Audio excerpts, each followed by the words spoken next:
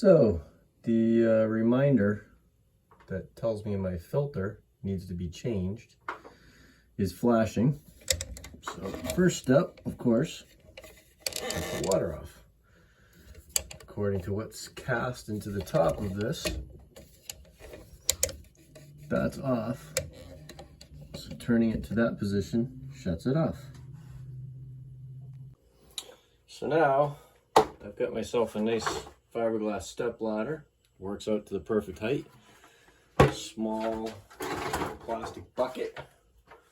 Slip up around it like that when I need to. And the filter wrench that GE gives you with your filter to be able to turn. Put the bucket there.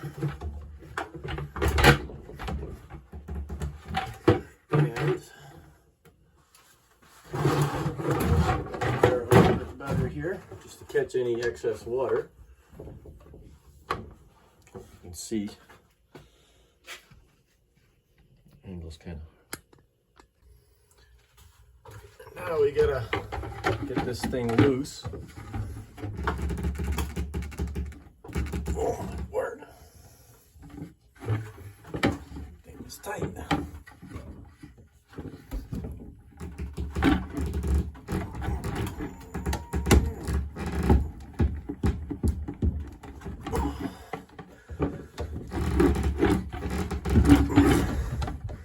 There it goes. Wow. I didn't realize I made that so tight when I put it on. It's starting to drip into the bucket here.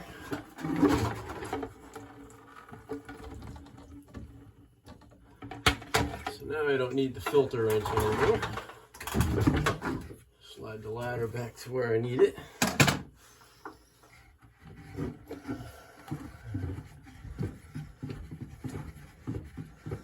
Loosen the filter bowl.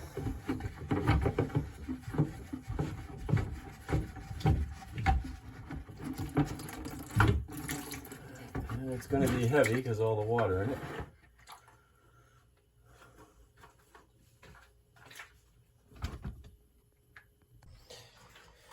Now, the water inside of this thing is filthy. So obviously, we're going to want to get the old filter out, and then you have this.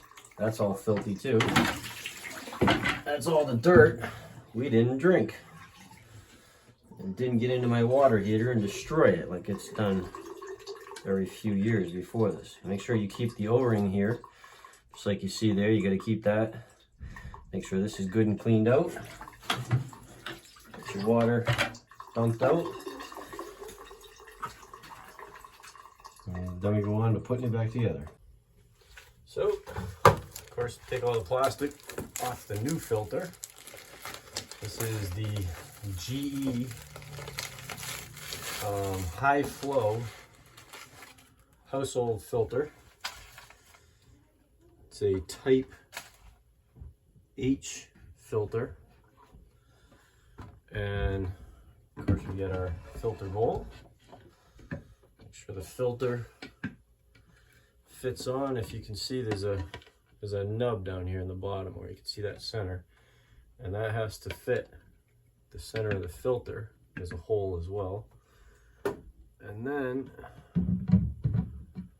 also going to definitely make sure your O-ring is seated here in the groove or it won't seal, and you can just put the filter bowl back up.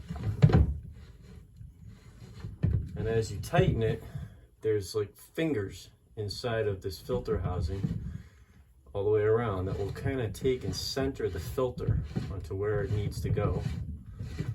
Saves you from having to worry if it's aligned or not.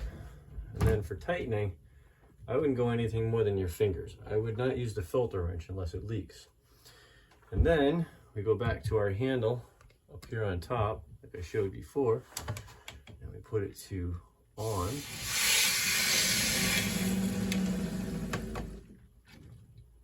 And we're back in business.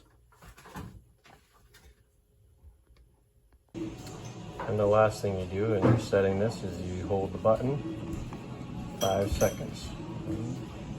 2, Here. 3, 4, 5. And it's reset. It will now count down another, I believe, 3 months.